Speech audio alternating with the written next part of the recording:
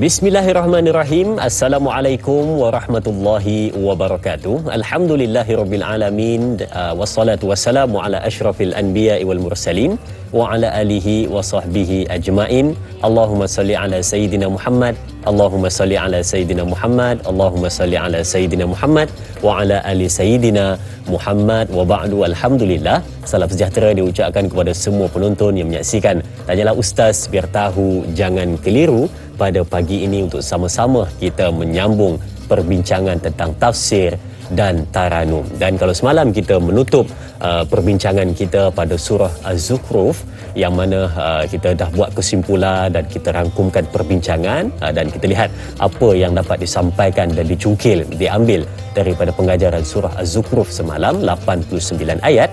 Dan hari ini kita membuka pada perbincangan surah Asy-Syura sebanyak 42 ayat dan terdiri, ini adalah surah Makkiyah, 53 ayat, surah yang ke-42, yakni surah Makkiyah yang akan kita bincangkan pada hari ini. Tetapi bukan kita bincangkan sebanyak 53 ayat, tetapi 4 ayat yang awal bakal kita bincangkan. Ayat pertama, kedua, ketiga dan keempat. Teruskan bersama dengan kami, keluarga besar Tanyalah Ustaz. Baik, sebelum pergi jauh, mari kita tinjau terlebih dahulu berkenaan dengan status COVID-19 Malaysia untuk tarikh semalam. Kita lihat di skrin TV anda status terkini COVID-19 Malaysia pada tanggal 6 Ogos 2021 menyaksikan kes baharu mencatatkan sama macam 5 Ogos, 20,889 kes dan 13 kes import, 20,876 kes tempatan. Kes sembuh baharu 16,394 dan dilaporkan juga 160 kematian yang mendukacitakan kita disebabkan oleh wabak COVID-19. Jadi itu berkenaan dengan status COVID-19 untuk 6 Ogos 2021. Dan kita nak balik untuk menyebut tentang perbincangan kita pada hari ini tentang tafsir taranum surah Asy-Syura ayat 1 sehingga ayat yang keempat. Dan bagi penonton-penonton yang ingin bertanyakan soalan, boleh pergi ke dua saluran kita seperti biasa. Untuk buat panggilan, boleh pergi ke 0377261603 atau nak terus ke Facebook kita, bertanyakan soalan di ruangan komen di Facebook Tanyalah Ustaz TV3. Di situ juga kita buat secara langsung bagi penonton-penonton yang mungkin pada pagi ini tidak berkesempatan melihat di kaca TV di rumah, boleh melihat di mana anda berada menggunakan peranti anda. Tetapi yang paling penting, jangan lupa untuk tekan butang suka dan kongsi untuk sama-sama sebarkan kebaikan. Dan hari ini sama juga kita bersama dengan panel yang kita bawakan semalam, bintang ilmuwan bersama Al-Fadil Ustaz Ashraf Ayub. Apa khabar Ustaz? Hari ini sekali lagi Ustaz, kalau semalam kita menutup Ustaz perbincangan surah Az-Zukhruf, hari ini kita buka untuk surah Asy-Syura Ustaz. Dan sebagai permulaan, mungkin Ustaz boleh kongsikan ataupun gambaran awal secara umum tentang surah Asy-Syura dan membacakannya. Silakan. A'udzubillahi minasyaitonirrajim. Bismillahirrahmanirrahim. Assalamualaikum warahmatullahi taala wabarakatuh. Waalaikumsalam warahmatullahi. Alhamdulillah wassalatu wassalamu ala Rasulillah wa ala alihi wa sahbihi wa man walah. Subhanaka la ilma lana illa ma 'allamtana innaka antal alimul hakim wa la haula wa la quwwata illa billahil aliyil azim. Amma ba'du. Yang saya hormati dai Azrin dan juga tuan-tuan serta puan-puan muslimin dan juga muslimat, sidang jemaah keluarga besar kita di dalam rancangan Tanyalah Ustaz, biar tahu jangan keliru. Alhamdulillah, seperti yang dinyatakan oleh Dai Azrin sebentar tadi, kalau tuan-tuan dan puan-puan ikuti daripada semalam, kita telah selesai satu surah. Alhamdulillah, hari ini kita akan masuk surah baru, surah yang dinamakan sebagai surah Syura. Syura ni maksudnya mesyuarat, tuan-tuan dan puan-puan. Kita guna perkataan yang sama, ya. Syawara ni maksudnya kita bertemu, berbincang dan cuba mencari idea ataupun penyelesaian pandangan, pendapat yang terbaik. Dan dari situlah terhasilnya kalimah mesyuarat. Kalau orang KL cakap meeting lah, tuan-tuan dan puan-puan, ya. Meeting, ya. Maknanya agama kita ni dia bukan cerita tentang semayang, puasa, zakat, haji saja. Agama kita ni juga concern, Allah SWT ni juga concern tentang kehidupan kita di dalam dunia sosial. tentang manusia apabila mereka berinteraksi sama mereka dan mereka ingin menjalankan sesuatu tugasan ataupun mereka ingin mencapai sesuatu misi, dalam keadaan mereka melaksanakan misi itu dalam bentuk kelompok, makna ramai-ramai. Macam mana cara paling efisien nak menjalankan perkara tersebut? Mula-mula Allah SWT kata kena ada lantik seorang ketua. Itu sebabnya agama kita ni awal juz 1 ada bagi tahu kena lantik khalifah ketua. Ya, dia ada leader, dia kena ada. Kemudian leader tu tak boleh nak guna idea sendiri ya. Dia kena juga ambil input daripada unit-unit yang lain. Dan macam mana nak ambil input idea yang terbaik tersebut, nak cari penyelesaian yang terbaik? Caranya ialah kita mengadakan mesyuarat. Nampak tak tuan-tuan dan puan, agama kita ni sebab itu dinyatakan siapa yang ikut agama dia akan dapat dua-dua dunia ni sejahtera. Fid dunya hasanah wa fil akhirati hasanah. Dan dalam surah ini ya membincangkan tentang antara poinnya tentang bagaimana kita bermesyuarat supaya dapat hasil yang terbaik daripada itu. Itu antara intipati surah. Dan seperti yang dinyatakan oleh Da'i Nazrin pagi ni tuan-tuan dan puan-puan, ayat kita tak banyak, 4 je. 4 ayat ya. Tuan-tuan dan puan-puan, kita mulakan macam biasa, baca dahulu 4 ayat ini. Anda semua di rumah ataupun di mana sahaja anda tonton boleh buka muka surat 483 ya. 483 juzuk 25 surah Syura ni. Saya akan baca, tuan-tuan dan puan-puan boleh amati panjang pendek dengung sebutan huruf dan kita sama-sama belajar insya-Allah. أعوذ بالله من الشيطان الرجيم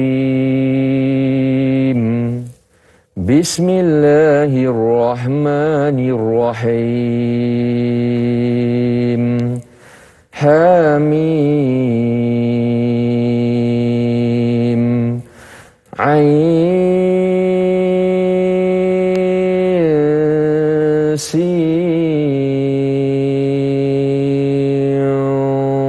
قاف كذلك يوحي إليك وإلى الذين من قبلك الله العزيز الحكيم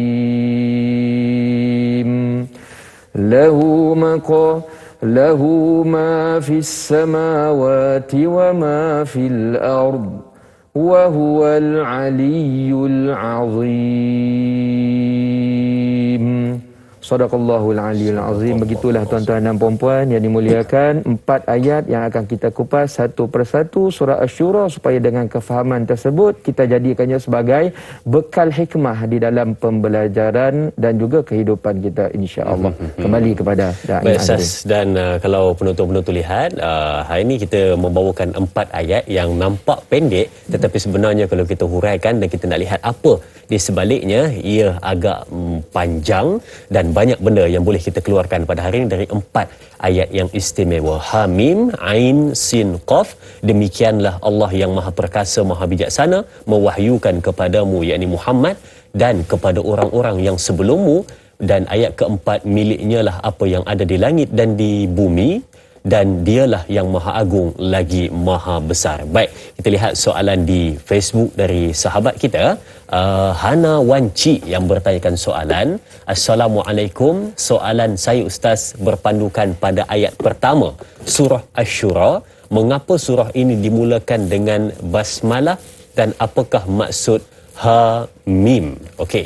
Dan soalan yang kedua, adakah jika Allah Subhanahu Wa Taala mengkehendaki, nescaya Allah menjadikan mereka satu umat, tetapi mengapa Allah memasukkan orang-orang yang dikehendakinya sahaja ke dalam rahmat dan redanya? Baik, ini soalan yang cantik untuk kita membuka perbincangan kita tentang ayat pertama, kenapa dimulakan dengan ha mim. Silakan Ustaz. Baik, pertamanya kita mengucapkan terima kasih kepada Puan Hana Wanci. Ini top fan dah ni tuan-tuan dan puan. Kalau anda semua selalu follow tanyalah Ustaz, ni antara pengikut setia dia. Pengikut setia, pengikut tegak dia ya. Insya-Allah banyak dapat barakah daripada ilmu yang kita kongsikan. Soalannya bertanya tentang mengapa surah ini dimulakan dengan basmalah dan apakah maksud hamim. Ada 2 soalan dekat situ ya. Baik, saya cuba bincang yang pertama.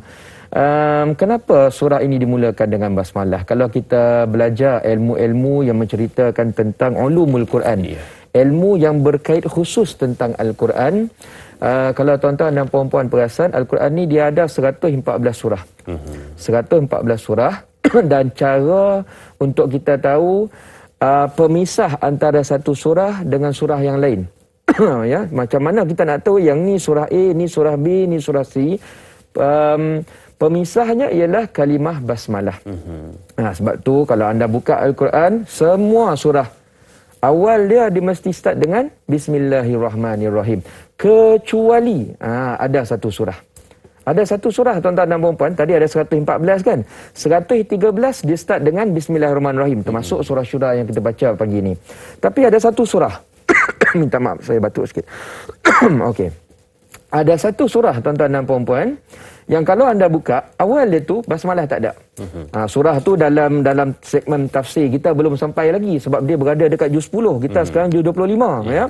Kita kalau anda tuan-tuan dan puan ikut tanyalah ustaz, segmen tafsir kita daripada belakang, daripada juz 30 kita bawa menurun. Sekarang ni kita berada dekat juz 25. Nanti sampai, insya-Allah sampai. Surah itu berada dekat juz 10, namanya surah At-Taubah. Ataupun surah Bara'ah. Dia ada dua nama. Orang sama, bukan orang sama, surah sama, gelaran dua. Kadang-kadang orang confuse, dia kata dalam Al-Quran ada dua surah yang tak ada basmalah. Surah Taubah dengan surah Bara'ah. Padahal itu surah sama tu. Surah yang sama. Surah yang sama. Cuma nama lain. Betul Azrin, nama lain. Minta jangan confuse ya. Surah At-Taubah dia tak start dengan basmalah. Kenapa dia tak start dengan basmalah? Yang tu nanti kita tunggu sampai surah dia. InsyaAllah nanti ustaz dia akan kupas cerita dulu kat situ. Baik. Itu yang pertama, basmalah. Yang kedua tentang kenapa surah ini dimulai dengan Hamim. Baik. Memang di dalam Al-Quran antara mukjizat, kelebihan dan juga fadilat Al-Quran ini ialah ada beberapa surah Al-Quran dimulai dengan huruf muqatta'ah. Nama bahasa Arab dia huruf muqatta'ah. Huruf muqatta'ah ni apa? Ia merupakan kalimah. Kalimah macam Hamim ni kalimah.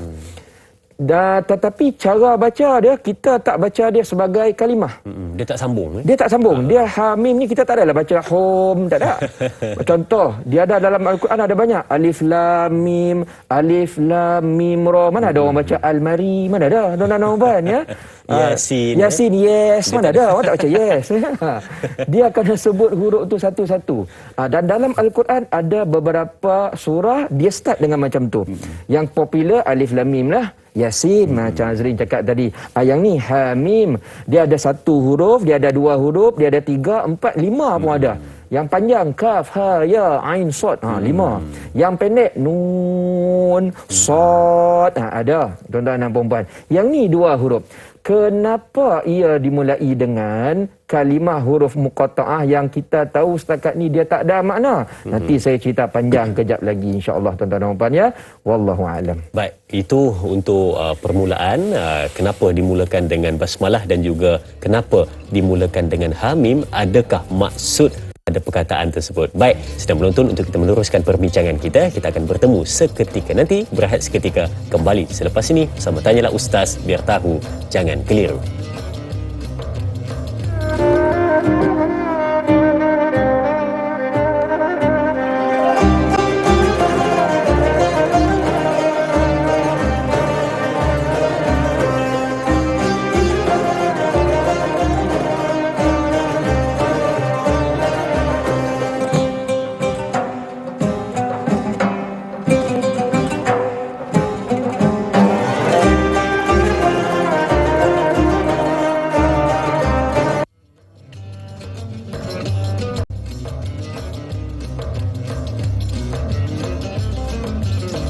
Baik, terima kasih diucapkan kepada semua penonton. Kembali bersua untuk perbincangan surah Asy-Syura. 42 ayat, 53 ayat. Surah yang ke-42 kita bersama hari ini, surah Asy-Syura yang bermakna surah mesyuarat ataupun musyawarah. Baik, kalau tadi kita dah lihat pada ayat yang pertama berkenaan dengan Hamim, bagaimana bacaan dan juga apa yang ada di sebaliknya, dan kita nak teruskan, kita nak ambil soalan di Facebook dari sahabat kita Sal Rasid Cik Ci. Baik, lihat soalannya. Assalamualaikum. Ayat 1 dan 2 adalah ayat muqatta'ah yang ini menyebutkan hamim dan juga ain, sin, qaf. Bagaimanakah cara bacaan setiap huruf-huruf muqatta'ah dan perlu dibaca dalam berapa harakat bagi setiap huruf? Dan soalan yang kedua, adakah huruf-huruf muqatta'ah ini bertujuan untuk menarik perhatian bangsa-bangsa Arab kerana mereka sangat berbangga dengan penguasaan bahasa Arab dan sangat teruja untuk mengetahui kisah selanjutnya tentang apa yang Allah Subhanahu wa taala mahu sampaikan melalui Rasulullah sallallahu alaihi wasallam. Mohon ustaz kongsikan. Terima kasih. Terima kasih juga sahabat kita atas soalan yang ditanyakan. Baik ustaz, untuk cara bacaan ni ustaz. Silakan. Baik. Terima kasih banyak kepada yang bertanya. Soalan dia tuan-tuan dan puan-puan bertanya tentang huruf muqatta'ah seperti yang saya nyatakan sebentar tadi, dan dalam surah Syura ini dia bermula dengan 5 huruf muqatta'ah di dalam 2 ayat, iaitu ayat pertama dan ayat kedua. First hamim, second ain, sin, qaf. Macam mana cara baca? Ni kena belajar tuan-tuan dan puan, kena belajar. Kalau tak belajar nanti tu yang ada orang baca almari yang saya kata, patut alif lam mim ra dia baca almari. Alif lam ra dia baca ular, kan? Problem nanti tuan-tuan dan puan ya. So baik, cara baca dia begini tuan-tuan dan puan. First, huruf ni kita kena sebut dia bunyi huruf dia. Ha, mim, ain, sin, qaf. Itu first. Itu first tuan-tuan dan puan ya. Second, cara bacanya ialah kalau anda nampak di atas huruf ni ada pakcik misai, perasan tak kat atas tu? Tanda mat nama dia sebenarnya. Saya guna nama, orang cakap nama geli-geli lah, nama gurau-gurau pagi ni, pakcik misai. Dalam ayat kita ni huruf mim, ain, sin, qaf dia ada pakcik misai. So bila ada pakcik misai kena panjang 6 harakat tuan-tuan dan puan. Satu tu 6 harakat. Mim 6, ain 6, sin 6, qaf 6.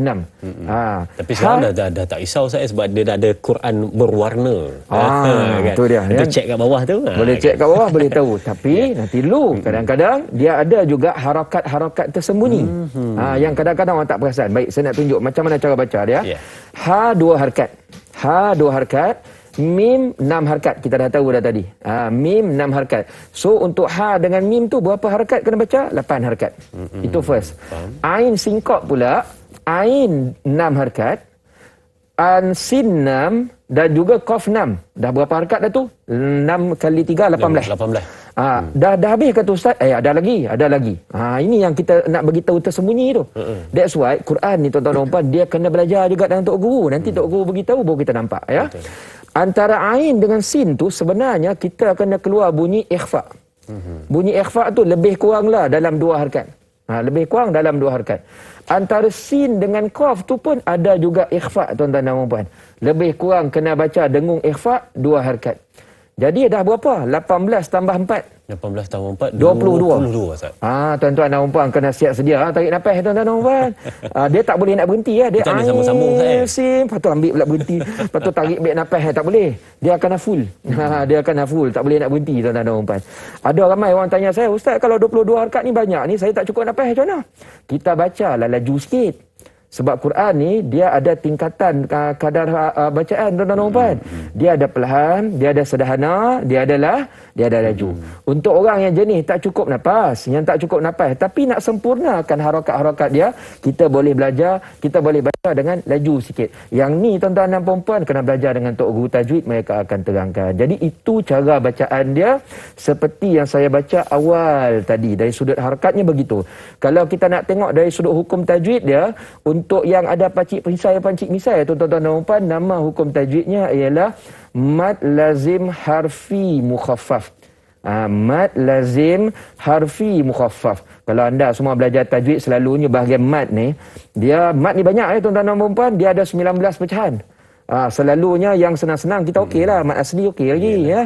Mat jaiz paling popular mat arili sukun. Mat arili sukun yang tu orang senang cam lagi, tapi bila sampai mat yang nama panjang ni, mat lazim kalimi musaqqal, mat lazim kalimi mukhaffaf, mat lazim harfi mukhaffaf musaqqal, masa tu mulalah blur-blur sikit tuan-tuan dan puan.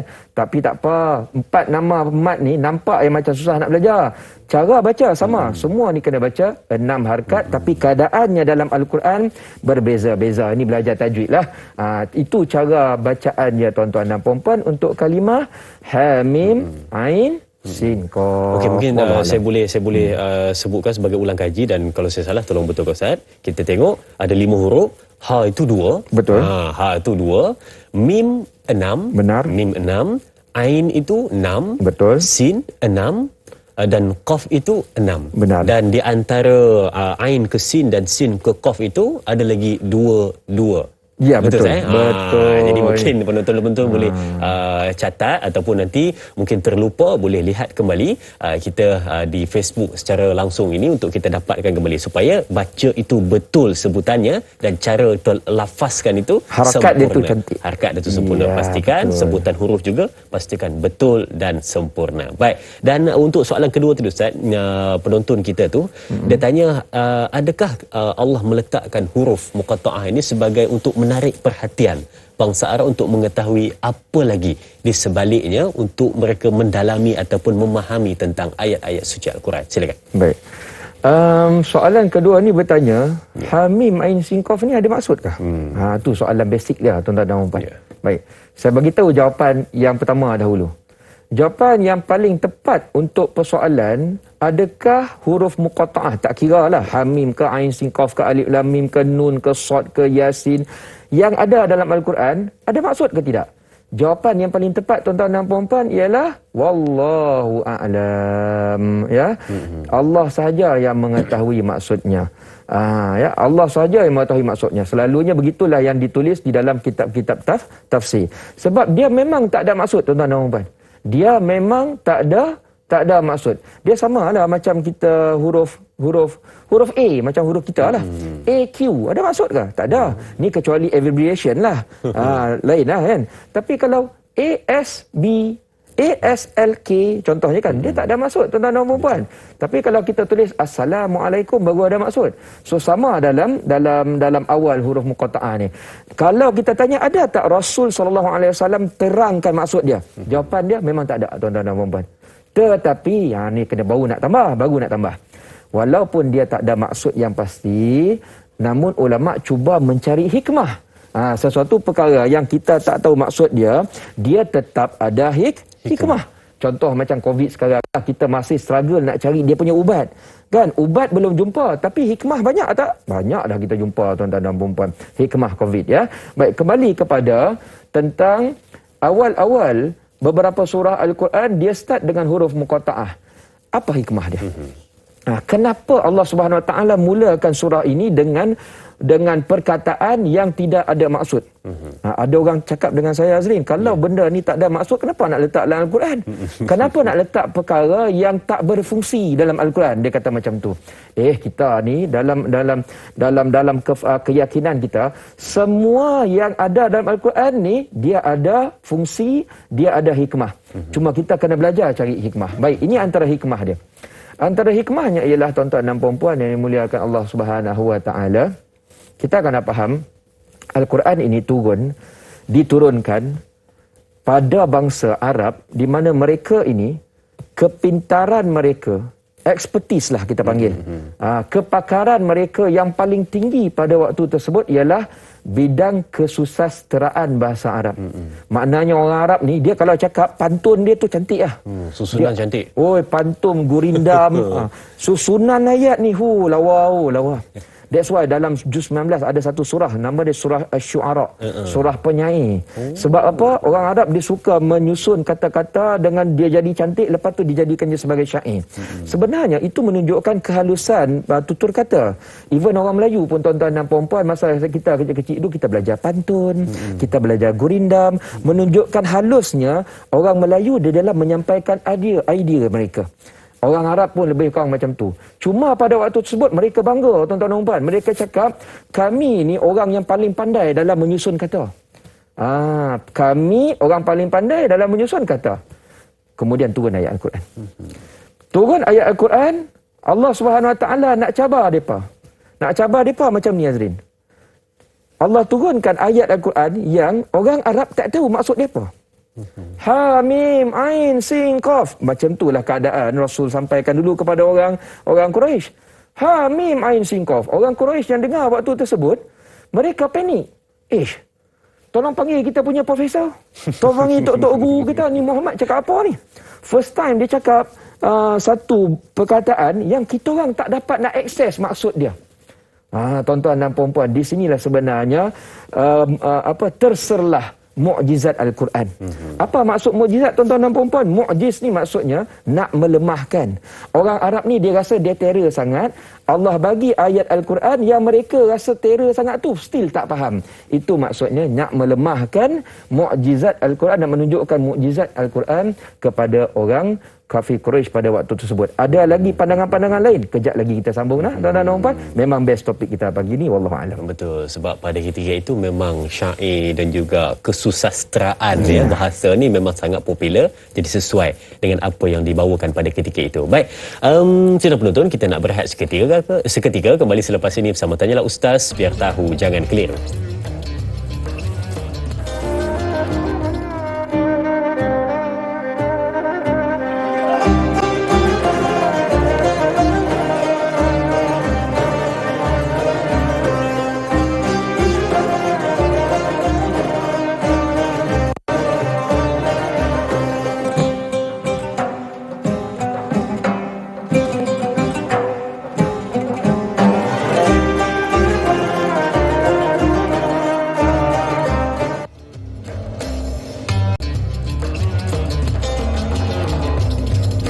Baik, terima kasih dan terima kasih diucapkan kepada semua keluarga besar Tanyalah Ustaz yang menyaksikan kita pada hari ini, dan sudah pastinya kita nak dapatkan sesuatu daripada perbincangan, dan memang kita biasa membaca surah Asy-Syura ini dan surah-surah yang lain memang menjadi rutin harian kita baca, tetapi kita nak tahu juga di sebalik itu ada apa yang patut kita ambil dan fahami dengan sebaik mungkin, supaya bukan sekadar baca tetapi memahami dan mengambil apa yang ada di sebalik setiap bait-bait ayat Al-Quran. Baik, kalau tadi kita dah kupaskan juga berkenaan dengan cara bacaan Hamim, Ain, Sin, Qaf, dan kita nak lihat dan dengar lagi apakah yang ada di sebalik 5 ayat ini. Jadi saya serahkan kepada Ustaz untuk soalan Facebook yang bakal saya bacakan seketika ini. Baik, kita lihat soalannya daripada sahabat kita Hasnoin Wahid. Baik, katanya Assalamualaikum.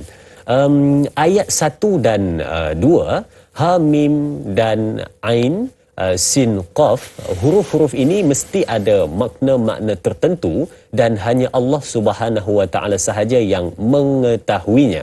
Tidak seperti surah-surah lain yang bermula dengan seperti seruan atau peringatan. Bolehkah Ustaz jelaskan lebih terperinci mengenai permulaan dengan huruf-huruf ini? Terima kasih kepada sahabat kita dan saya serahkan kepada Ustaz. Silakan. Baik, terima kasih saya ucapkan kepada Tuan Hasnoin. Hasnoin, betul ya, saya sebut. Wahid. Minta maaf kalau salah. Tuan Hasnoin Wahid yang bertanya tentang ada lagi tak hikmah yang kita boleh belajar daripada huruf-huruf muqatta'ah yang ada di dalam Al-Quran. Seperti yang saya nyatakan tadi, tuan-tuan dan puan-puan, hikmah pertama ialah nak menyerlahkan sisi mukjizatnya Al-Quran. Apa maksud mukjizat? Al-Quran ni boleh melemahkan. Kaum Quraisy waktu tu rasa dah terror sangat. Maknanya kalau tahap kita ni, diorang ni ada 10 PhD lah. Macam tu lah. Mereka ni dah rasa pandai sangat dalam bidang bahasa Arab. Allah bagi mereka ayat Al-Quran, cuba enta tafsir. Kalau pandai sangat, yang ni pun enta tak faham lagi. Nak tunjukkan mereka ni ilmu mereka masih terbatas. Itu yang pertama, tadi saya terangkan. Yang keduanya, antara hikmah, tuan-tuan dan puan-puan, ini bukan saya cerita antara maksud. Ini cerita hikmah. Sebab kalau kita tengok maksud, dia memang tak ada maksud. Antara hikmah yang kedua ialah kata Allah, kata ulama, minta maaf, kata ulama, sebenarnya ayat-ayat yang berupa Hamim, Ain, Sin, Qaf, Yasin dan sebagainya, ia merupakan satu cara, satu teknik di mana Rasulullah SAW itu Rasulullah SAW pada waktu tersebut guna pakai, maknanya Allah ajar Rasul lah, guna pakai untuk menarik perhatian. Pay attention, menarik perhatian orang Quraisy yang pada waktu tersebut mereka dah tak nak melayan lagi dah seruan Rasulullah SAW. Saya nak bagi gambaran macam ni supaya tuan-tuan dan puan-puan boleh faham. Rasul ni pada waktu baginda mendapat wahyu, selalu bila Rasul dah menerima wahyu Al-Quran, Rasul akan ajak orang kafir Quraisy gather, maknanya berkumpul. Ya, panggil ramai-ramai. Sebab zaman dulu tuan-tuan dan puan dia tak ada WhatsApp macam kita. Kita sekarang ni ada information WhatsApp ya, betul tak? Dalam grup ya. WhatsApp forward, dapat email, itu cara kita mudah dah sekarang. Sok khabar dan sebagainya. Zaman dulu tak ada. Jadi bila Rasul nak sampaikan ayat Al-Quran ni, Rasul mahu tak mahu terpaksa panggil orang kawan-kawan dia ni. Wahai orang Arab, ni saya ada satu pengumuman. Orang Arab mula-mula dikumpul, tuan-tuan dan puan. Mula-mula dikumpul sebab mereka ni rasa ingin tahu dia tinggi. Yeah. Kemudian ni Rasul baca ayat Al-Quran. Baca ayat Al-Quran, ada orang menerima, ada orang tak menerima. Bayangkan benda tu berlaku banyak kali. Kemudiannya, bila berlaku banyak kali, orang Arab ni mula dah malas nak dengar. Dia dah tahu dah, kalau Muhammad panggil, macam tu lah. Kalau Muhammad panggil kita nak kumpul, benda sama lah. Kan dia mesti cerita nak suruh syahadah. Mesti cerita tentang Tuhan dia Allah. Nampak tak? Dan lama-lama, mereka ni dah malas nak layan. Tuan-tuan dan puan-puan, bila mereka ni malas nak layan, turun ayat-ayat macam ni. Sebabnya Allah SWT tahu orang Quraisy ni, diorang ni suka sangat dengar benda-benda yang melibatkan ayat-ayat yang melibatkan tahap kesusastraan yang tinggi. Jadi bila Rasul panggil orang kafir Quraisy, kemudian Rasul pun membaca Ha Mim Ain Sin Qaf, diorang semua nak datang. Sebab dia tengok, ni ayat baru lah. Kami tak faham lah. Wah, ni ada maksud lain ke? Dia lebih kurang macam kita panggil lah, ni kita panggil teknik marketing. Dia guna disruptive marketing ya. Maknanya dia guna teknik marketing yang lain daripada yang lain. Saya teringat tahu Azrin. Ingat tak masa ni cerita marketing ni tuan-tuan dan puan, Elon Musk yang buat kereta elektrik tu. Ada sekali hari tu dia lancarkan kereta pickup dia. Dalam bentuk dia pelik. Kemudian masa pelancaran tu dia buat gimmick ke apa. Ada orang kata gimmick tapi ada orang kata real. Dia kata cermin dia tak boleh pecah. Tapi bila dia baling pecah benda tu. Benda tu jadi berita satu dunia tuan-tuan dan puan. Nampak tak? Benda tu sebenarnya boleh tarik attention. Boleh tarik attention dan kemudiannya dia punya jualan dia tu meningkat lah tuan-tuan dan puan. Yang penting saya nak bagi tahu kat sini ialah nak tarik perhatian orang bukan senang. Tapi itu antara teknik yang diguna pakai sekarang ni bila Allah Subhanahu Wa Taala sampaikan ayat Ha Mim Ain Sin Qaf Yasin Alif Lam Mim, orang-orang yang peka terhadap kesusastraan ni, depa dengar, depa cuba nak terjemah, depa cuba nak faham tuan-tuan dan puan-puan. Dan perkara ini yang kata ulama antara hikmah. Mengapa awal-awal beberapa surah dimulai dengan Ha Mim Ain Sin Qaf dan sebagainya. Sebab apa? Sebab selepas ayat-ayat ini yang best. Selepas ayat-ayat begitu, selalunya poin yang akan dinyatakan ialah tentang kehebatan dan juga keluarbiasaan isi kandungan Al-Quran. Tuan-tuan dan puan-puan cuba cek. Setiap kali lepas huruf muqatta'ah, point next dia tu mesti tentang Al-Quran. Macam contoh dalam surah Syura ni, ayat nombor 3 cerita tentang Al-Quran. Kadzalika yuhi ilaika. Demikianlah kami bagi wahyu kepada kamu. Wahyu tu Quran lah. Betul. Tengok surah Yasin, ayat nombor 2 cerita Quran. Wal Quranil Hakim. Tengok surah Baqarah, Alif Lam Mim, zalikal kitab. Mesti dia punya point dia mesti Quran. Maknanya tarik attention dulu, lepas tu alihkan perhatian mereka kepada subjek yang lebih penting, iaitu Al-Quranul Karim. Sama macam Elon Musk tadi lah, dia buat gimmick. Tengok, ingat tak pecah, rupanya pecah. Sebenarnya nak tarik orang beli dia punya produk. Lebih kurang macam tu lah tuan-tuan dan puan. Saya just bagi analogi nak bagi mudah kita faham. Wallahu a'lam. Dan kalau contoh saya katakan kat sini, di antara hikmahnya juga adalah untuk menyebabkan ataupun untuk memberikan guideline ataupun nak melenturkan ego mereka-mereka yang hebat ni. Sebab ada mungkin di antara manusia ni yang dia hebat di dalam mentafsir kan, dia hebat di dalam memahami isi kandungan di sebalik ayat-ayat tersebut, tetapi dalam kamu boleh mentafsir semua, ada juga yang kamu takkan dapat tafsir. Adakah betul Ustaz? Saya setuju dengan pandangan Azrin. Itu sebenarnya antara hikmah ketiga tu Azrin. Maknanya hikmah tu untuk kita pula tuan-tuan dan puan. Allah nak uji apa? Nak uji kita ni beriman ke tidak dengan Al-Quran. Kadang-kadang manusia ni dia iman tu percaya tuan-tuan dan puan. Kadang-kadang dia boleh percaya sesuatu perkara kalau dia faham. Ayat Quran lain kita boleh faham. Betul. Tapi sekarang ni Allah SWT kata Quran ni dia sebenarnya dia bukan percaya kerana faham saja. Dia percaya sebab benda ni Allah yang bagi. Jadi bila Allah bagi, sama ada hampa ni dapat faham hikmah ataupun tak faham hikmah, hampa kena percaya dulu.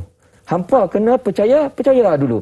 Dan dalam kes ayat pertama dan kedua ni, Allah bagi satu ayat, dua ayat yang kita sampai sekarang tak boleh nak terjemahkan. Tapi adakah kita bila tak faham tu kita akan tolak? Tidak. Kita tetap percaya perkara ni ada hikmah, perkara ni meaningful for us.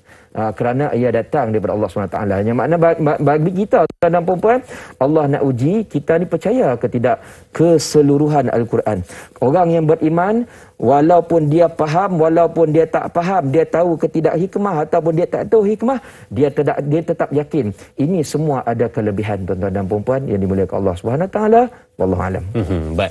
Okey, untuk menurunkan ego bagi mereka dan juga memberikan keyakinan, sebab macam Ustaz sebutkan tadi, kalau ayat-ayat lain kita faham maknanya, kita pun senang nak terima, tetapi mungkin daripada sudut ayat muqatta'ah ini ataupun huruf-huruf muqatta'ah ini menyebabkan kita rasa tertanya-tanya dan menyebabkan sedikit ragu-ragu di situ. Baik, kita nak berehat seketika, beri ruang untuk kita berehat dan kembali selepas ini sama Tanyalah Ustaz, biar tahu jangan keliru.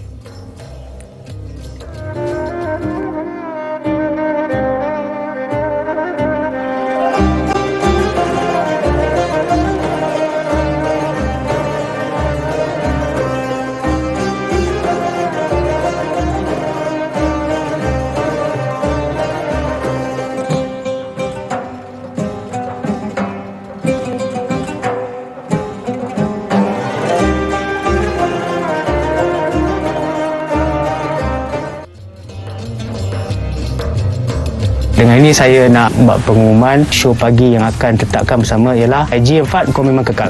Alhamdulillah. Dan untuk lagi satu, siapa? Selamat datang.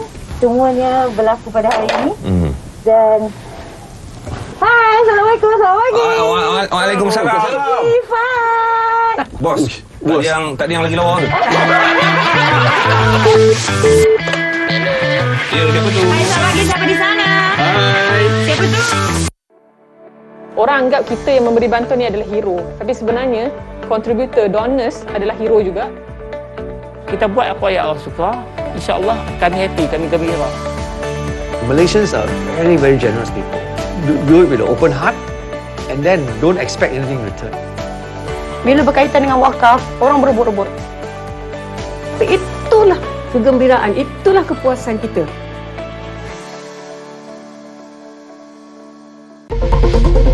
Satu jam awal, anda akan perolehi berita komuniti yang padat, lebih diyakini, lebih dipercayai, relevan dan telus. 1 jam awal, anda pasti dilengkapi dengan fakta-fakta semasa. Jadi kami inginkan anda jadi yang terawal mendapatkan segenap informasi terkini. Berita TV9 kini bermula jam 7 malam setiap hari, hanya di TV9. Allahu Akbar. Sempena Ma'al Hijrah 10 Ogos ini, Tanyalah Ustaz menjemput penonton semua berzikir munajat yang akan dipimpin oleh Syekh Abdul Karim Al-Maki. Allahu Akbar. Allahu Akbar. Juga ikuti ulasan topik Hijrah menurut Sunnah oleh Ustaz Ahmad Syukri Yusof. Allahu Akbar. Allah. Tanyalah Ustaz istimewa Ma'al Hijrah di TV3 dan TV9.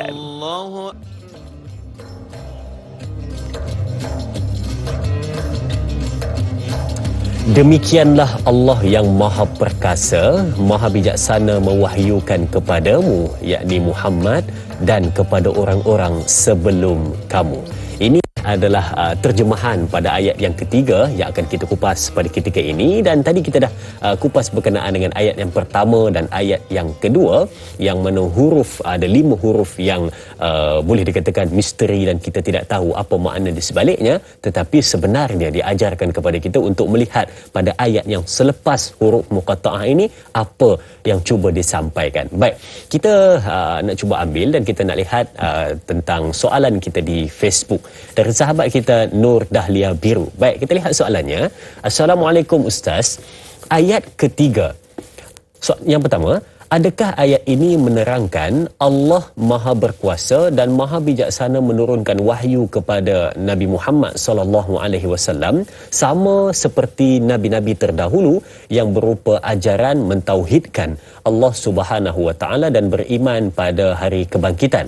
Dan soalan yang kedua, sebagaimana Allah mewahyukan kitab Al-Quran kepada Nabi Muhammad sallallahu alaihi wasallam, adakah para rasul juga sama diwahyukan dengan kitab-kitab seperti kitab Taurat, kitab Zabur dan kitab Injil?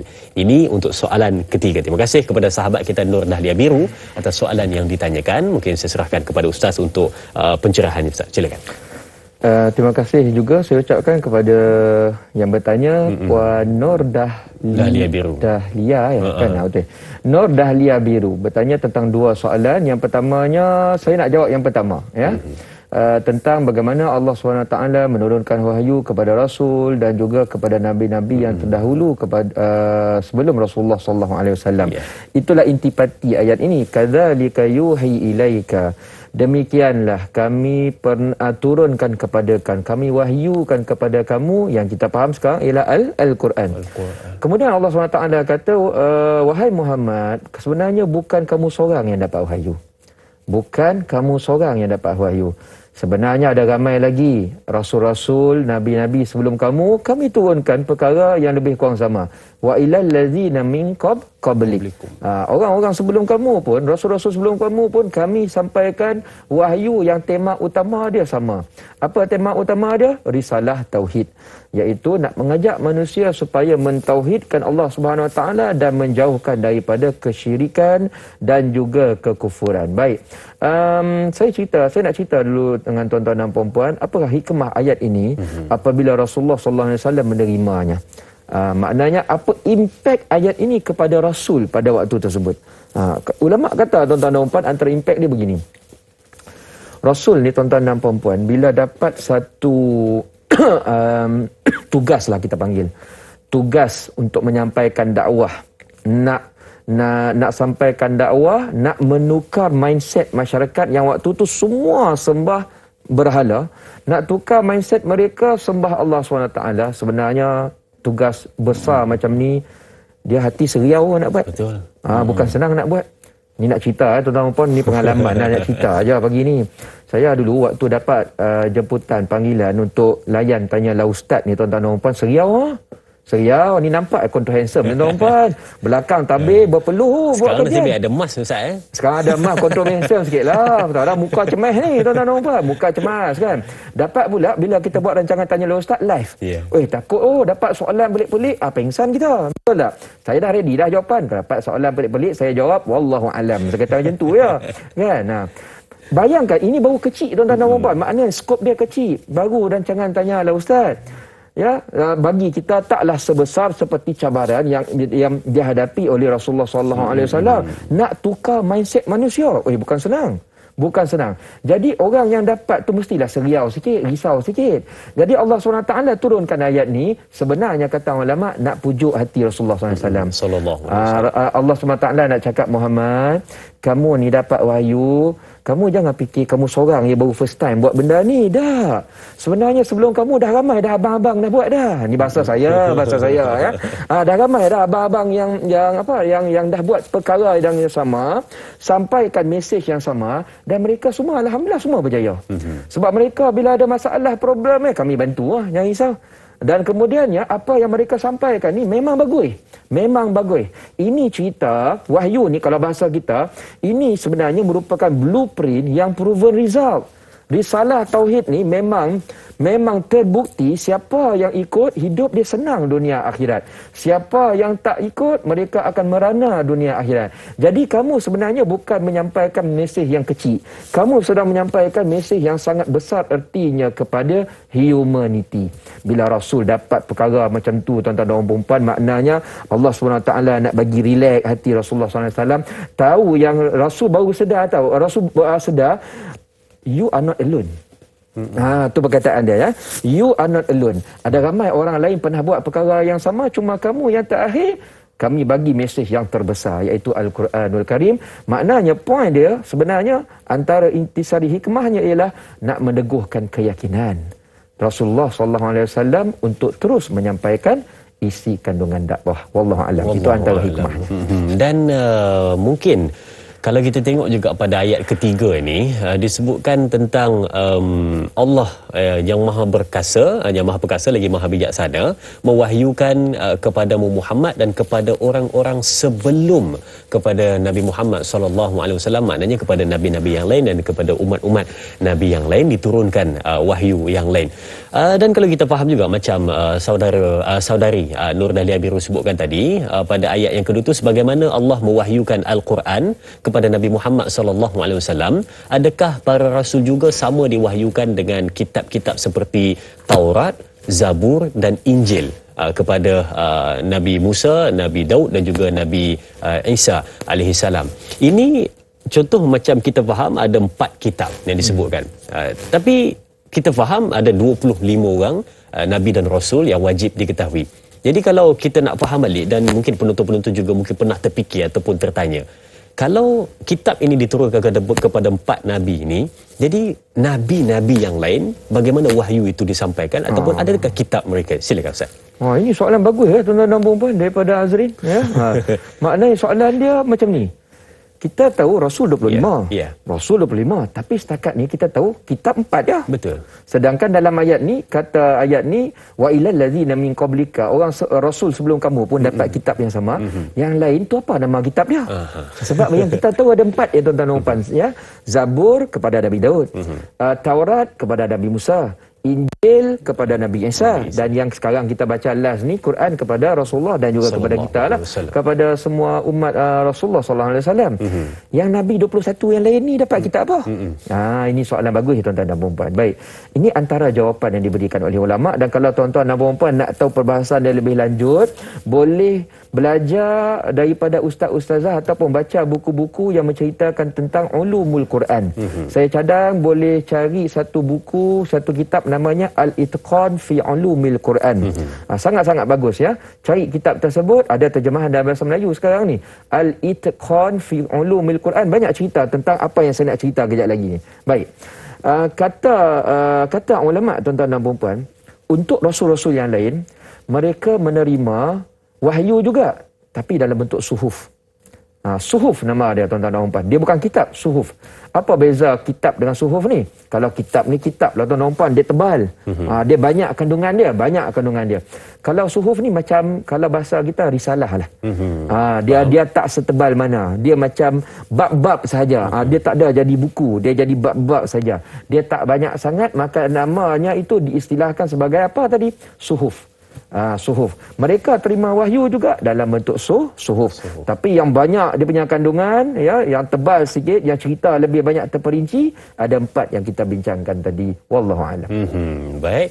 Jadi itulah bezanya suhuf dan juga mushaf. Betul. Mushaf yang sedang kita ada pada ketika ini, baca dan kita terjemahkan pada ketika ini di hadapan saya ini namanya mushaf. Dan kalau yang disebutkan tadi kepada Nabi-Nabi yang 21 selain daripada yang disebutkan 4 kitab tadi adalah suhuf, lembaran, ataupun istilah yang senang difahami adalah risalah, yang mana wahyu diturunkan oleh Allah Subhanahu wa taala. Baik, soalannya seterusnya dari sahabat kita Tuan Muhammad Faizal bin Ahmad. Soalannya, Assalamualaikum, berdasarkan ayat ketiga surah ini, seperti kita tahu Rasulullah SAW dapat wahyu melalui malaikat Jibril. Soalan saya ada 2. Yang pertama, bagaimana keadaan baginda Nabi SAW sebelum dan selepas menerima wahyu? Dan soalan yang kedua, bagaimana pula cara wahyu itu disampaikan? Adakah melalui tulisan atau dengan cara malaikat Jibril alaihissalam membacakannya di hadapan Rasulullah SAW atau bagaimana Ustaz? Jadi terima kasih diucapkan kepada sahabat kita, dan betul juga Ustaz, bagaimana caranya? Dan kalau kita biasa dengar, memang wahyu yang pertama itu bertemu Nabi Muhammad SAW dengan malaikat Jibril, tetapi yang seterusnya itu Ustaz, silakan. Baik. Ini pun soalan yang sangat bagus. Saya ucapkan terima kasih banyak kepada Tuan Faizal Ahmad kita yang bertanyakan soalan yang sangat relevan. Pun jawapannya juga tuan-tuan dan puan-puan, kalau anda nak belajar secara lebih terperinci, cuba cari kitab yang saya kata tadilah, kitab Ulumul Quran tu ya. Al-Itqan fi Ulumil Quran. Baik. Saya cuba bahaskan pandangan ulama tentang bagaimana Rasul sallallahu alaihi wasallam menerima Al-Quran yang kita sekarang ni baca elok dalam satu kitab lah ni ya. Baik tuan-tuan dan puan-puan. Bila kita belajar tentang ilmu penurunan wahyu kepada Rasulullah SAW, kita dapati sebenarnya penurunannya itu kalau kita lah terima, kita susahlah tuan-tuan dan puan. Susah bagi kita. Sebab apa susah? Sebabnya macam ni. Al-Quran, ayat Al-Quran diturunkan kepada Rasul, dia bukan dalam bentuk tulisan. Dia bukan dalam bentuk kitab yang kita baca. Lah ni elok dalam berjilid macam ni. Tak, tuan-tuan dan puan. Dia datang dalam bentuk apa? Dalam bentuk percakapan. Malaikat Jibril datang jumpa Rasulullah SAW. Malaikat Jibril baca ayat tu. Contohnya ayat kita sekarang ni, Ha Mim Ain Sin Qaf. Malaikat Jibril baca, Rasul dengar, Rasul hafal, Rasul baca balik. Supaya nanti malaikat Jibril boleh cek betul ataupun tidak. Itu antara keadaannya tuan-tuan dan puan-puan. Dia datang bukan dalam bentuk bertulis. Kenapa saya kata perkara ni agak sukar bagi kita? Sebabnya tuan-tuan dan puan-puan, bayangkan kita ni, bayangkan keadaan waktu Al-Quran itu turun. Dia datang bukan dalam bentuk tulisan. Maknanya bayangkan kalaulah terlupa, tak ingat ke ayat tu, kalau turun Hamim Ain Sin Qaf, senanglah. Kalau turun satu surah, tuan-tuan ada. Pengsan kita. Kita nak hafal tabat yada masa kecil-kecil dulu. Pun 10 kali ustazah ajar, tak ingat. Betul tak tuan-tuan? Tu baru tabat yada. Ya? Maknanya benda ni Rasul kena force, kena pastikan ingat betul-betul ayat tu. Itu first.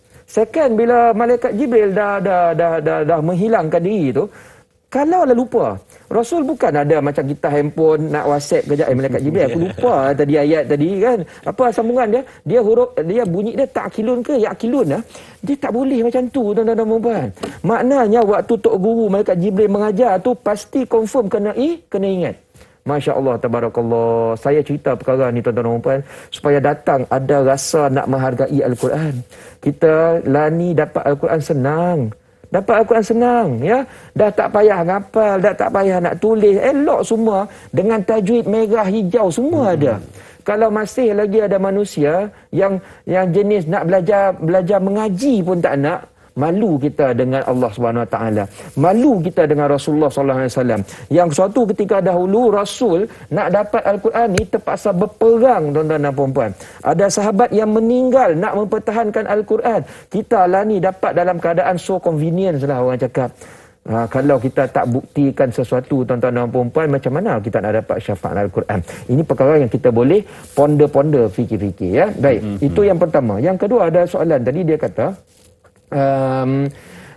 macam mana keadaan Rasul sebelum dan selepas menerima wahyu. Ini pun soalan yang bagus. Wahyu ni diturunkan ada beberapa cara. Pertamanya tuan-tuan dan puan-puan melalui ru'yah shadiqah.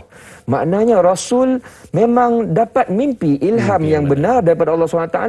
Bangun-bangun tidur ya, dah memang ingat ayat tersebut. Itu antara caranya. Yang keduanya ialah malaikat datang tapi Rasul tak perasan. Tapi dengar bisikan malaikat terhadap ayat-ayat Al-Quran tersebut. Itu pun ada tuan-tuan dan puan-puan, ya. Ada cara yang ketiga, malaikat Jibril datang menyerupa orang.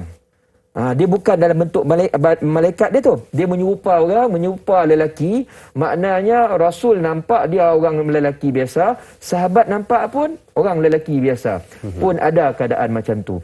Nombor 4, tuan-tuan dan puan-puan, ada waktunya malaikat Jibril datang dalam bentuk malaikat Jibril itu sendiri.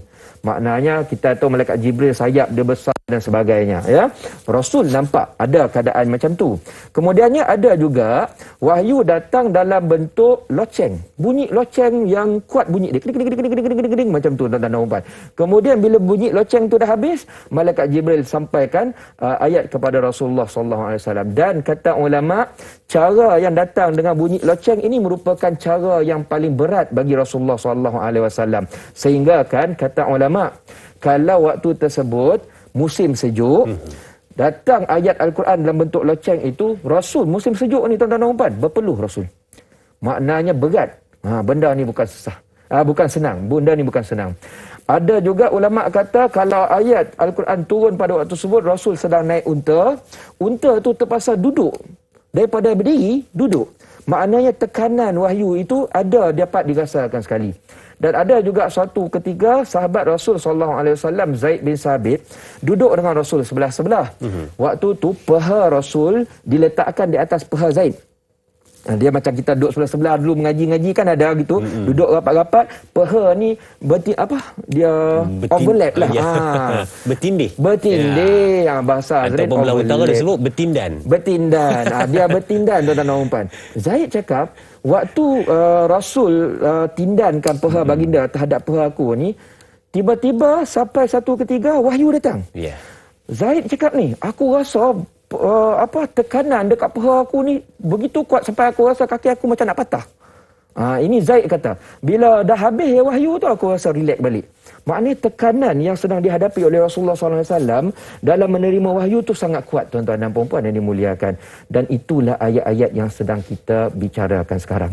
Ayat Al-Quran ni so powerful, tuan-tuan dan puan-puan. Ada ayat Al-Quran kata, ada ayat kata, kalau Al-Quran ni kami bagi kepada gunung yang kita nampak besar, gunung Kinabalu, Everest dan sebagainya, la ra'aitahu khashi'an mutasaddian min khasyatillah.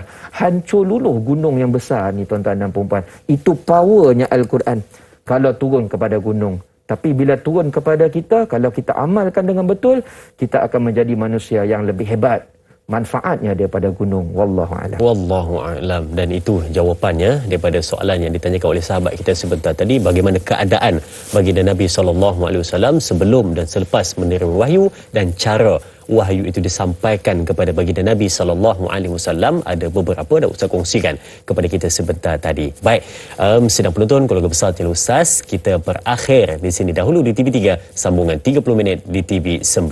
Teruskan menonton Tanyalah Ustaz, biar tahu jangan keliru.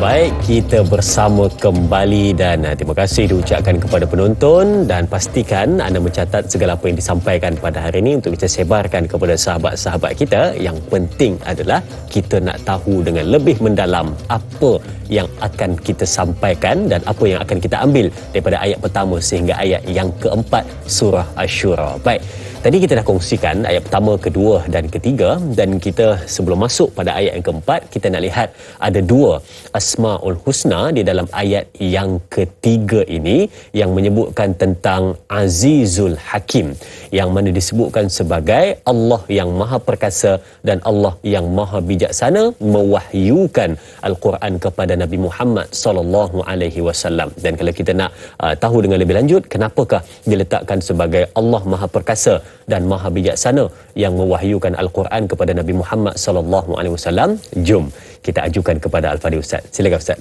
sebutkan tentang dua ini. Silakan. Tuan-tuan dan puan-puan yang dimuliakan Allah Subhanahu Wa Taala, kita masih lagi di dalam rancangan Tanyalah Ustaz, biar tahu jangan keliru. Kita nak sambung perbincangan kita di dalam surah Syura. Tadi kita masa last kita berhenti kejap di TV3 sebentar tadi. Kita sedang membincangkan ayat yang ketiga. Kadzalika yuhi ilaika wa ilal ladzina min qablika. Yang tu dah habis cerita dah, tuan-tuan dan puan. Sekarang ni kita nak cerita penghujung ayat yang ketiga. Allahul Azizul Hakim. Allah SWT sedang menceritakan Al-Quran ini kami bagi kepada kamu, wahai Muhammad. Ia sebenarnya wahyu bukan kepada kamu seorang, tetapi Nabi-Nabi sebelum kamu pun ada terima wahyu. Dan kamu kena understand betul-betul. Wahyu ini datang bukan daripada sebarang sumber. Ia datang daripada Allah SWT. Siapakah Allah SWT? Allah SWT dekat sini, dia describe diri dia sebagai Tuhan yang memiliki dua sifat yang hebat. Yang pertamanya sifat Aziz, yang keduanya sifat Hakim. Aziz itu maksud dia perkasa, Hakim itu maksudnya maha bijaksana. Baik, saya nak terangkan apa sebenarnya maksud Aziz supaya kita boleh faham. Aziz ni tuan-tuan dan puan-puan, kalau kita lihat pandangan ulama, maksudnya ialah Al-Ghalib. Al-Ghalib ni maksudnya yang mengatasi, bahasa kita perkasa lah. Apa beza perkasa dengan kuat? Kadang-kadang kita kan selalu kita cakap gagah perkasa. So betul. Kita faham, wah ni macam maksud kuat. Dia bukan kuat. Kuat tu qawi, tuan-tuan dan puan, ya. Aziz ni maksudnya, saya nak bagi analogi lah, ya. Dia macam ni. Kalau kita panggil, kalau kita cakap lah, Azrin kuat. Ni contoh ya Azrin. Saja sebut nama, ada muka handsome depan saya. Ni saya sebut nama Azrin, ya. Azrin seorang yang kuat. Bila saya kata Azrin ni seorang yang kuat, maksudnya Azrin ni kalau dia berlawan dalam apa, UFC ke apa kan, kalau dia lawan dengan 10 orang, dia menang 6 kali. Dia menang berapa kali? 6 kali. 6 kali. Tapi lagi 4 kali ni dia kalah. Itu kita boleh kata kuat dah tu. Tapi kalau kita panggil perkasa ni dia macam Habib Nurmagomedov. Macam mana nak sebut nama dia? Nak sebut pun payah. Ya.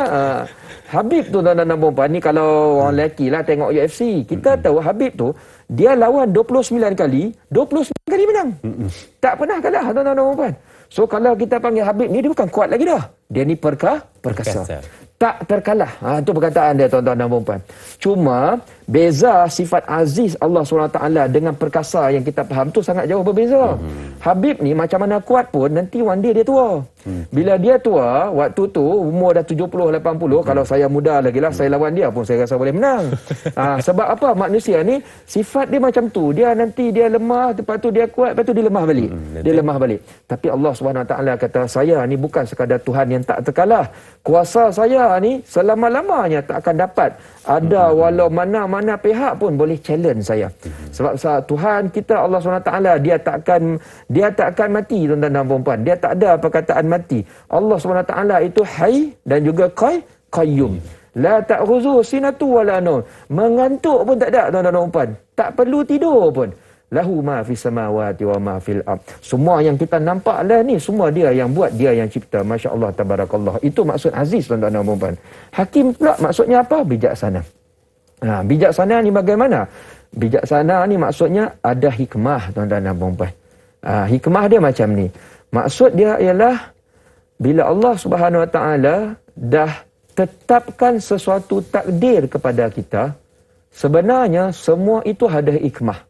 Walaupun kita masih lagi tak nampak apa manfaat perkara ini kepada kita. Sebagai contoh sekarang lah Hazrin, kita diuji tentang ujian musibah COVID. Mungkin ramai orang mengeluh dan bertanya, ya Allah kenapa kau bagi kami ujian yang begitu berat dah hampir 2 tahun tak settle-settle ni. Kan? Ada setengah orang tuan-tuan dan puan mungkin mereka cuba mempertikaikan Allah Subhanahu Wa Taala dalam keadaan tanpa sedar. Tetapi bila kita yang jenis baca Quran ni, kita tahu semua yang Allah Subhanahu Wa Taala tetapkan kepada kita pasti ada hikmah. Kita tetap akan yakin bahawa semuanya ada kebaikan di hujungnya. Semua ada kebaikan. Tidak ada sesuatu pun yang Allah SWT datangkan kepada kita sia-sia. Cuma kita selaku manusia kena belajar bersabar. Kena belajar bersabar supaya nanti hujung-hujung dia baru dapat hikmah. Kalaulah ni kata ulama, kalaulah manusia semua perkara yang berlaku pada dia, semua dia tu hikmah dia dah tahu. Senanglah hidup dia. Betul tak tuan-tuan dan puan? Putus cinta dia gembira, kena langgar kereta dia gembira, nampak tak? Kena COVID pun dia gembira, dia dah tahu hikmah. Tuan-tuan dan puan. Tapi Allah SWT ada setengah perkara dalam hidup kita ni sengaja sorokkan hikmah. Sengaja sorokkan hikmah sebab nak tengok hamba ni yakin ke tidak kepada kami. Nak tengok masa dia susah, masa dia kena ujian, dia yakin ke tidak kepada kami yang kami ni masih baik terhadap dia. Dan itu yang kita ingin tuan-tuan dan puan-puan, kekuatan iman kita tetap tidak tergugat. Walaupun apa yang berlaku, kerana kita yakin apabila Allah takdirkan sesuatu kepada manusia, sudah pasti ada hikmah di hujungnya. Kita belajar bersabar, kita banyak menadah tangan berdoa, ya Allah, sabbit qalbi ala dinik.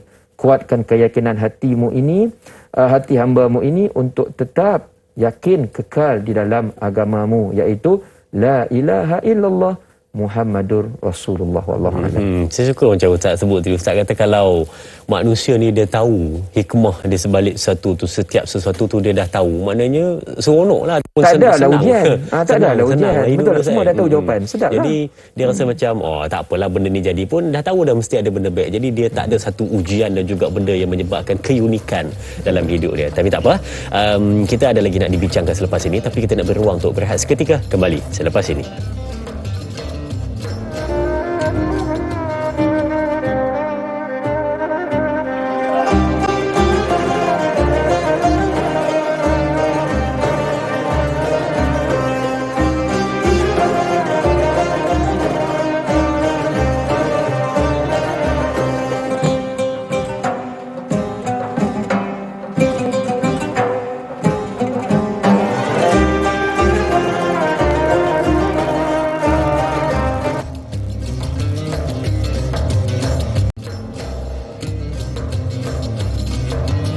perbincangan tentang ayat yang keempat akan menyusul.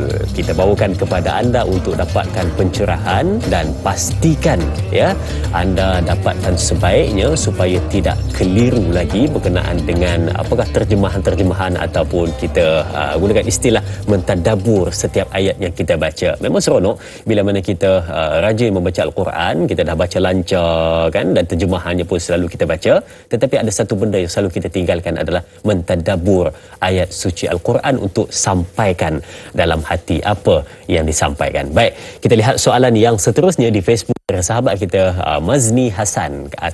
Soalannya, Assalamualaikum. Pada ayat keempat surah Asy-Syura ini yang bermaksud kepunyaannya lah apa yang ada di langit dan apa yang ada di bumi, dan dialah yang maha tinggi lagi maha besar. Ayat di atas, adakah sengaja Allah menyebut tentang dirinya untuk menunjukkan kesempurnaan, kekuasaannya dan pengaturannya supaya terbit kegerunan bagi hamba-hambanya yang mendengar? Mohon pencerahan Ustaz. Terima kasih Puan Mazni Hasan atas soalan yang ditanyakan. Sengaja disebutkan untuk memberikan gambaran keesaan Allah dan memberikan gerun kepada hamba-hambanya. Benar atau tidak Ustaz? Silakan. Terima kasih banyak saya ucapkan kepada Puan Mazni Hasan yang bertanya soalan tentang ayat 4, lahu ma fis samawati wa ma fil ard wa huwal aliyul azim. Maksudnya apa? Kepunyaan Allah lah. Semua yang ada di langit, semua yang ada di bumi. Apa yang ada dekat langit tu? Ada planet, ada bumi, ada bintang, ada matahari, ada meteor, ada meteoroid, ada udara, ada lapisan ozon, ada awan, semua. Semua tu Allah SWT kata saya punya. Kemudian apa yang ada dekat ma fil ard? Ma fil ard ni apa yang ada tuan-tuan dan puan? Kita ni pun Allah punya ya. Bumi, mineral, emas, perak, kereta, apa semua ni semua sebenarnya milik Allah Subhanahu Wa Taala. Nak menunjukkan betapa berkuasanya Allah Subhanahu Wa Taala di dalam kemampuannya mencipta semua perkara tersebut. Itu yang pertama. Nak menunjukkan betapa agung dan juga hebatnya Allah Subhanahu Wa Taala apabila menguruskan makhluk-makhluknya ini. Aturan Allah Subhanahu Wa Taala itu sangat-sangat sempurna. Sempurna macam mana? Saya nak bagi contoh lah tuan-tuan dan puan-puan. Nak bagi contoh. Ikan kat laut tu punya banyak tuan-tuan dan puan-puan. Tak nak ikan lah. Ya, kita ambil contoh lain lah. Semut kat rumah. Semut kat rumah tu punya banyak tuan-tuan dan puan-puan. Ya. Saya baru-baru ni rumah saya. Adalah kita, anak saya makan dia punya apa makanan kadang-kadang menjijik-jijik tuan-tuan dan puan-puan. Kadang datang lah semut. Betul. Isteri saya ni ambil lah, risek sembuh lah. Kan? Itu standard lah kan. Tapi yang saya heran ni, tuan-tuan dan puan. Saya kata, semalam dah sembuh dah semua ni. Hari ni ada lagi. Besok tu, anak bila makanan jejeh lagi tu, ada lagi semut. Itu batch baru. Batch baru. Saya nak heran, semut ni mana dia datang ni? Mana dia datang punya banyak ni? Maknanya bila semut tu banyak, rezeki dia tu terjamin. Sebab kalau kita tak dapat makan, meninggal lah tuan-tuan dan puan. Tapi semut ni makin banyak. Sama juga dengan cicak tuan-tuan dan puan. Kalau makin banyak. Ikan dekat laut tu, kalau kita tengok, punyalah berjuta ikan. Kita tengok sekarang ni, mana mereka makan? Macam mana Allah SWT boleh atur rezeki setiap ikan, semua gemuk-gemuk, semua boleh lahir anak, makin lama makin banyak. Ikan lahir anak bukan macam kita, lahir sekali seorang, dua orang. Tak, ya. Dia sekali lahir beribu. Kalau kita ni tuan-tuan dan puan, just imagine ni, kadang-kadang kita ni cerita rezeki. Kita bila dapat anak 4-5 orang, dah pening kepala tau, nak cari duit, nak uruskan anak, nanti sekolah macam mana, makan dia macam mana. Betul tak tuan-tuan dan puan? Bayangkan Allah SWT betapa hebat dan berkuasanya Allah SWT. Allah SWT kata, pergi tengok ikan. Ikan tu seekor lahir 1000 tu. Semua anak ada 1000 tu, semua saya jamin rezeki dah. Sebab saya ni siapa? Aliyul Azim. Saya ni siapa? Maha Kaya.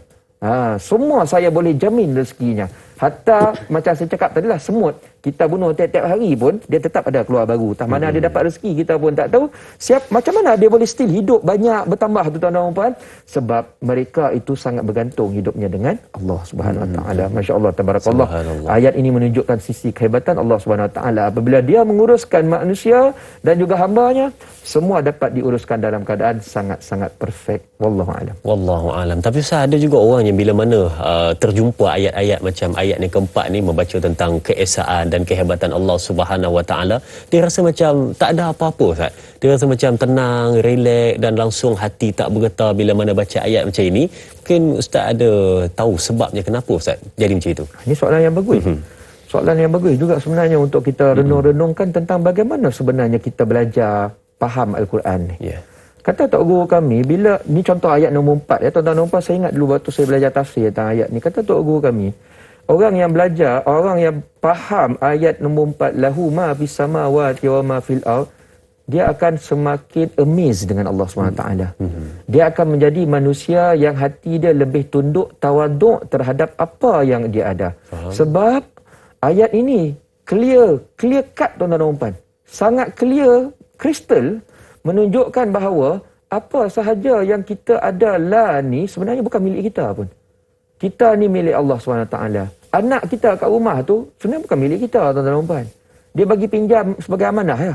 Maknanya bila kita tahu itu pinjaman, kalau dia tuan dia tu nak ambil balik, dia boleh ambil. Kita ni jalan amanah saja. Anak kita milik Allah. Duit kita, kalau kita ada banyak duit, banyak harta lah, yang ada berjuta-juta, tu bukan milik kita tuan-tuan dan puan. Itu hakikatnya milik Allah SWT. Ilmu yang kita ada ni tuan-tuan dan puan-puan, semua yang milik Allah SWT. Dan bila kita sedar hakikat bahawa semua perkara itu bukan hak kita, tapi hak Allah SWT, maksudnya apa? Impact dia kepada kita. Maksudnya ialah Allah SWT nak bagi hint, gunakan semua perkara ni untuk kebaikan dunia dan juga akhirat. Itu yang pertama. Yang kedua, Allah SWT nak ingatkan, apabila bertembung ya perkara-perkara yang melibatkan Allah SWT, bila kita sedar, contohnya anak kita, duit kita, wang, harta yang kita ada semua milik Tuhan, kita senang balik nak pas kepada dia. Sebagai contoh, baru-baru ni kan kita sambut Hari Raya Korban. Hari Raya Korban ni menuntut kita untuk mengeluarkan duit untuk berkorban. Tak banyak manalah tuan-tuan dan puan-puan, satu bahagian lebih kurang 700 ya. Alhamdulillah ramai orang buat korban. Bila orang buat korban, maksudnya tuan-tuan dan puan-puan, dia ni tak berkira dengan Allah SWT. Tapi bila ada manusia, ni setengah manusia, saya tak kata semua. Ada setengah manusia tuan-tuan dan puan-puan, dia bila sampai berkorban ni, dia cakap, alah benda tu sunat. Alah benda tu tak wajib. Mulalah dia cakap, oh saya ni duit tak cukup lah dan sebagainya. Kata tok guru kami, hati-hati. Dia bukan cerita duit tak cukup, ini cerita iman tak tinggi. Kenapa saya kata macam tu? Saya nak cerita dengan tuan-tuan dan puan-puan ya. Ni cerita, saya dulu ada seorang staff. Staff saya ni, dia tiap-tiap bulan dia kumpulkan daripada gaji dia dapat tu, dia gaji staff biasalah, taklah banyak sangat tuan-tuan dan puan-puan. Gaji dalam 1,000 lebih 2,000 ya waktu sebut. Tapi tiap-tiap bulan dia kumpulkan, dia simpan RM60-70 sebulan. Saya tanya dia, kenapa kau simpan RM60-70? Sebab waktu tu kita ada buatlah macam perancangan kewangan, whatever kita bincang-bincang. Dia cakap memang abah dia minta dia simpan tiap bulan RM60-70 ni sebab nanti sampai hari raya haji, mereka memang dah wajibkan satu keluarga, semua orang yang dah kerja ni, anak-anak dia ni termasuk mak abah dia, kena keluarkan korban. Dia dah wajib, benda ni macam jadi satu kewajipan tiap-tiap tahun tuan-tuan dan puan-puan. Saya rasa macam teruja terperanjat pun ada. Saya kata bagus betul bapak dia ni sebab dapat ajar anak tentang kepentingan bila dapat rezeki, dahulukan untuk kepentingan Allah Subhanahu Wa Taala. Kita tuan-tuan dan puan bila dapat rezeki, kita kadang-kadang fikir kumpul duit nak beli jam kumpul duit nak beli baju tiba-tiba ada orang kumpul duit nak buat korban. Oi, benda ni pelik tuan-tuan dan puan. Saya dengar pelik lah tuan-tuan dan puan. Saya kata, oi, bukan senang nak dapat orang muda macam ni. Tapi yang ini yang kita sebut tentang bila mak bapak ada mindset cerita tentang Allah Subhanahu Wa Taala yang besar dahulu, mereka dapat memberi pengajaran yang baik untuk anak-anak. Cerita tentang bila kita ada wang, bila kita ada kemampuan, kita dahulukan kepada Allah Subhanahu Wa Taala. Yang kedua tuan-tuan dan puan, ni satu lagi, ada satu isu baru-baru ni kalau kita tengok, adalah isu tentang macam mana ada setengah kita bila dah kaya, bila dah ada duit, bila bisnes nak berjaya, mulalah pelekeh orang. Kan ada banyak cerita kita macam tu. Padahal bisnes tak adalah terror sangat. Baru dapat 5, 6, 10 juta, 20 juta, bukan banyak sangat tu tuan-tuan dan puan. Sebenarnya saya kata itu tak banyak sangat berbanding kalau kita tengok dalam dunia bisnes di Malaysia ni lah, kalau kaum-kaum lain, dia orang dah dapat beratus juta dah setahun. Kita kadang-kadang orang Melayu ni jadi terkejut. Dulu tak ada duit, tiba-tiba ada duit.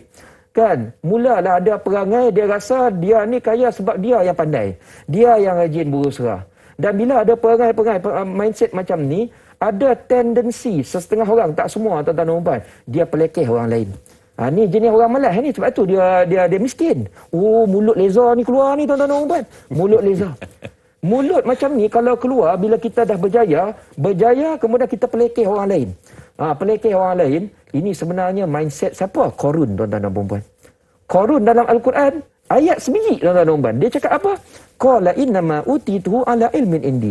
Aku ni kaya sebab aku ni pandai. Dia kata, aku ni pandai buat marketing, aku yang rajin lah, aku yang tu bersuara dan sebagainya. Yang lain-lain ni tak pandai ni sebab apa? Depa ni pemalas. Oh, ini bahaya tuan-tuan dan puan. Bahaya apa? Dia lupa bahawa kekayaan itu bukan datang daripada dia. Kekayaan itu Allah yang bagi. Allah bagi sebab sayang. Orang yang sedar bahawa apa yang kita terima ini datang daripada Allah SWT, dia makin kaya, makin tunduk hati, dia makin senang dia nak bantu orang lain. Dia akan tengok orang dengan pandangan kasih sayang. Dia akan fikir macam mana nak bantu orang lain. Bukan dia fikir macam mana nak merendahkan orang lain ataupun meremeh orang lain. Ini impact ayat lahu ma fis samawati wa ma fil ard. Kesedaran bahawa segala kita ini datang daripada Allah SWT.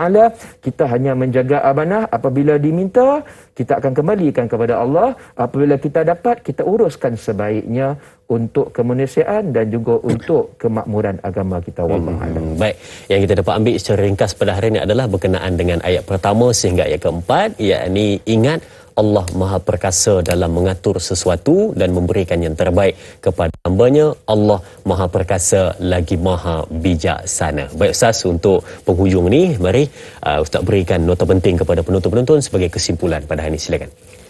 Tuan-tuan dan puan-puan yang dimuliakan Allah SWT, kita bersyukur sangat sebab kita dapat bincang pada pagi ini di dalam surah Syura ayat pertama dan keempat, dan saya berharap semua hikmah-hikmah ini dapat kita jadikan sebagai bekal untuk membuatkan kita lebih yakin kepada Allah Subhanahu Wa Taala. Tak kira keadaan kita berada dalam keadaan diberikan nikmat ataupun diberikan ujian, kita harap sangat supaya semua ini dapat bantu kita menjadi seorang Muslim yang setiap hari tauhidnya makin kuat kepada Allah Subhanahu Wa Taala. Hidup kita tak lain dan tak bukan tuan-tuan dan puan, nak kejar supaya Allah SWT ampunkan semua silap dan dosa kita, dan Allah redha kita bila kita bertemunya suatu hari nanti. Mari kita berdoa tuan-tuan dan puan-puan. Saya nak baca satu doa, semoga Allah SWT kuatkan segala azam, semangat dan juga keyakinan kita terhadap Allah Subhanahu Wa Taala. A'udzubillahi minasyaitonirrajim. Bismillahirrahmanirrahim. Alhamdulillahirabbil alamin. Wassalatu wassalamu ala asyrafil anbiya wal mursalin wa ala alihi washabbihi ajmain. Allahumma inna na'udzubika minal hammi wal hazan wa na'udzubika minal azzi wal kasal wa na'udzubika minal jubni wal bukhl wa na'udzubika min ghalabatid dain wa qahrir rijal. Rabbana atina fid dunya hasanah wa fil akhirati hasanah wa qina azabannar.